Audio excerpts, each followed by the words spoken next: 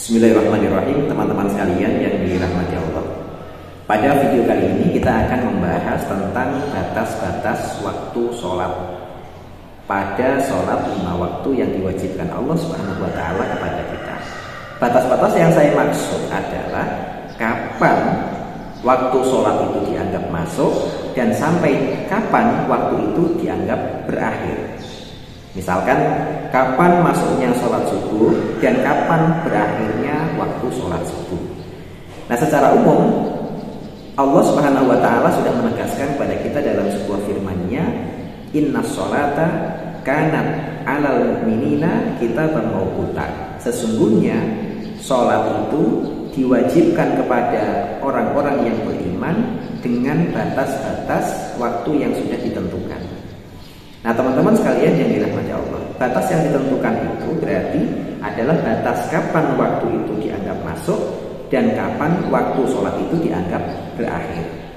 Nah, penting untuk kita memahami batas-batas ini sehingga nanti pelaksanaan sholat kita bisa yakin betul bahwa kita sedang melaksanakan sholat pada waktunya, baik waktu itu di awal, di pertengahan maupun di penghujung waktu sholat tertentu. Hanya saja memang ketika ditanya tentang mana yang lebih baik, pelaksanaan sholat di awal, di pertengahan atau di akhir, maka semua kita sepakat bagi orang yang tidak memiliki udzur syar'i, tidak memiliki alasan yang syar'i, melaksanakan sholat di awal waktu lebih baik daripada yang berada di tengah maupun di akhir. Hal ini yang ditegaskan oleh Nabi SAW dalam sebuah hadisnya, afdhalul a'mali as-sholatu di awali waktiha. Sebaik-baik amal, sebaik-baik perbuatan adalah melaksanakan sholat di awal waktunya. Duhur di awal waktu, asar di awal waktu, maghrib di awal waktu, isya di awal waktu, dan subuh juga di awal waktu. Namun demikian, kadang-kala kita menemui kondisi yang justru melaksanakan sholat di pertengahan atau di akhir lebih baik dibandingkan sholat di awal waktu. Maka sebab itulah pembahasan kita hari ini mungkin akan cukup panjang karena kita akan menguraikan satu persatu batas-batas waktu tersebut. Karena ini cukup panjang, maka saya harap teman-teman bersabar ikut menyimak satu persatu mana batasan yang dianggap masuknya waktu sholat dan mana batasan yang dianggap sebagai berakhirnya waktu sholat. Teman-teman yang dirahmati Allah Subhanahu wa Ta'ala, dalam pembahasan ini saya membacakan dari kitab Fathul Mu'in. Di sini nanti akan kita lihat batasan-batasan pelaksanaan waktu sholat tadi, kapan berawal dan kapan berakhir.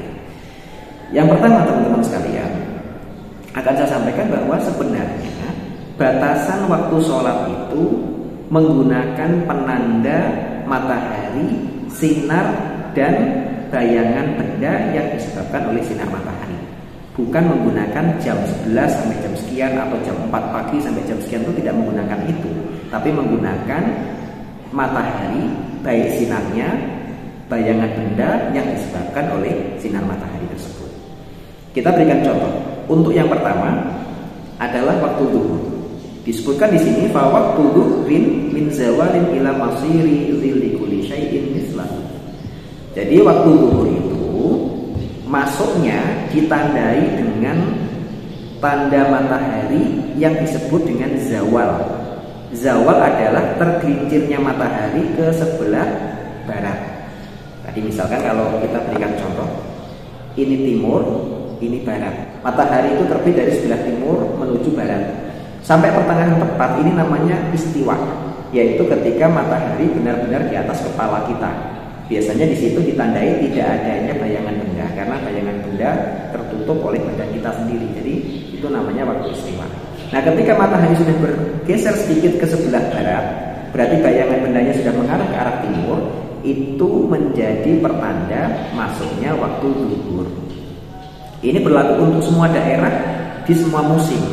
Pokoknya setiap matahari sudah bergeser ke sebelah barat, sedikit saja dari waktu istiwa yang lurus tegak tadi itu kemudian bergeser sedikit, namanya waktu zawal. Bayangan benda sudah mulai mengarah ke arah timur, maka itu dianggap sebagai masuknya waktu zuhur. Nah, teman-teman sekalian, biasanya masuknya waktu zuhur itu kalau kita lihat menggunakan jam yang ada di kita hari ini, itu setiap hari atau setiap minggunya mengalami perubahan yang cukup signifikan. Misalkan di pekan ini kita sholat duhur jam 11.50 atau jam 12 kurang 10 menit. Nanti bisa pekan atau 2 pekan yang akan datang jam 12 tepat. Bisa nanti 2 pekan kemudian lagi sampai jam 12 lewat 5 dan seterusnya. Nah, perubahan-perubahan itu sebenarnya hanya perubahan pada menitnya saja, tapi tidak merubah esensi dari penanda matahari yang kita sebut sebagai zawal. Jadi semua masuknya waktu duhur dianggap sebagai zawal. Adapun nanti perubahan jam 12, jam 12 kurang, jam 12 lewat sekian itu penyesuaian konversi dari waktu yang disebut tergelincirnya matahari dengan konversi jam hari ini. Tapi pada intinya bahwa masuknya waktu duhur itu ditandai dengan tergelincirnya matahari ke sebelah barat, sehingga bayangan benda kalau ditarik dia sudah mulai masuk ke arah barat, ke arah timur. Jadi kalau tadi buku ini kita berdirikan ini, berarti matahari sorotnya dari sebelah barat, berarti nanti bayangan benda sudah masuk ke sebelah timur sedikit saja, maka ini dianggap sebagai masuknya waktu duhur. Nah, sampai kapan waktu duhur itu? Waktu duhur berakhir sampai bayangan benda panjangnya setinggi benda aslinya. Jadi kalau tadi kita memberdirikan di bawah sinar matahari, buku ini setinggi kurang lebih 25 cm. Nah, nanti bayangan benda yang ke arah timur itu juga tingginya 25 cm. Berarti ini menjadi penanda berakhirnya waktu sholat duhur. Artinya kalau ada teman-teman yang melaksanakan sholat duhur sebelum benda sepanjang setinggi bendanya, berarti teman-teman masih dianggap sholat pada waktunya, gitu. Nah, kalau kita konversikan pada waktu menit atau jam yang kita pakai hari ini saya berikan contoh. Saya hari ini berada di Bandung atau Jatinangor dan sekitarnya. Waktu duhur kita masuk itu jam 11.51. Berarti zawalnya itu ditandai dengan jam, yaitu jam 11.51 hari ini, yaitu tanggal 8 Juni 2023 atau tanggal 19 Dzulqa'dah 1444 Hijriah.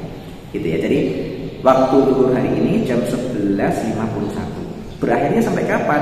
Berakhirnya beberapa saat menjelang masuknya sholat asar. Nah, sholat asar hari ini di Bandung itu jam 3.12 menit atau jam 15 lewat 12 menit. Berarti waktu duhur itu berakhir kurang lebihnya jam 3 lewat 5 menit atau jam 3 lewat 7 menit. Itu menjadi batas waktu duhur. Dan beberapa saat kemudian masuknya waktu sholat asar, gitu. Nah, masuknya sholat asar itu berarti berakhirnya waktu duhur dijadikan sebagai batas awal pelaksanaan sholat asar, gitu. Jadi kalau tadi bayangan benda panjangnya setinggi bendanya itu menjadi batas akhir sholat duhur, berarti kalau bayangan benda lebih panjang sedikit saja dari tinggi benda, misal tadi tinggi bendanya itu 10 cm, kemudian panjang bayangan benda sudah 11 cm, berarti ada kelebihan 1 cm. Itu berarti sudah masuk waktu sholat asar. Nah, kalau dijamkan hari ini di Bandung itu kurang lebih jam 15.12 itu sudah masuk sholat asar. Sampai kapan itu berakhirnya? Berakhirnya sampai terbenamnya matahari di setiap daerahnya masing-masing. Misalnya tadi ya, matahari terbit dari sebelah timur, kemudian naik terus sampai dia benar-benar tenggelam. Tidak ada wujud matahari lagi, berarti itu menjadi penanda berakhirnya waktu sholat asar.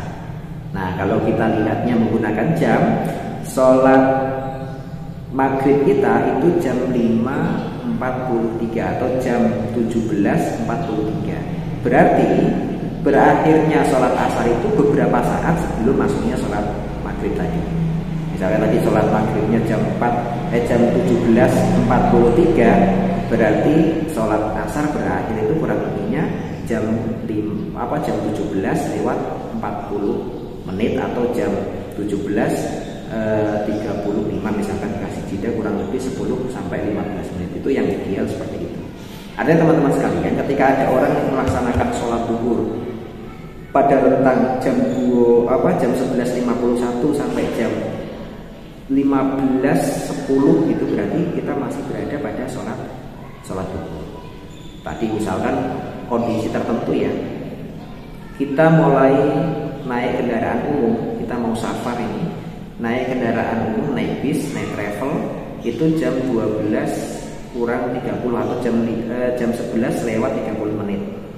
Kita baru naik kendaraan kurang lebih 20 menit, ternyata masuk waktu sholat zuhur dan kita masih berada di dalam kendaraan umum. Maka kita yang dalam kondisi seperti itu tidak perlu terburu-buru melaksanakan sholat di awal waktu. Kenapa? Karena kita sedang berada di atas kendaraan. Nah, sholat di atas kendaraan untuk sholat wajib itu sangat tidak dianjurkan, bahkan beberapa ulama mengatakan nggak sah kecuali benar-benar kepepet. Gitu. Nah, solusinya gimana? Karena nanti kita perkirakan kita akan turun dari travel atau dari bis kurang lebih jam 15 kurang 5 menit misalkan, yaitu mendingan kita sholatnya nanti di penghujung waktu untuk melaksanakan sholat zuhurnya. Karena waktu asar kita jam 15.12. Tapi kalau kita turun dari bis, turun dari kendaraan umum jam 3.00 atau jam 15.00, berarti kita segera melaksanakan sholat zuhur dan itu masih dianggap sebagai sholat pada waktunya walaupun berada di penghujung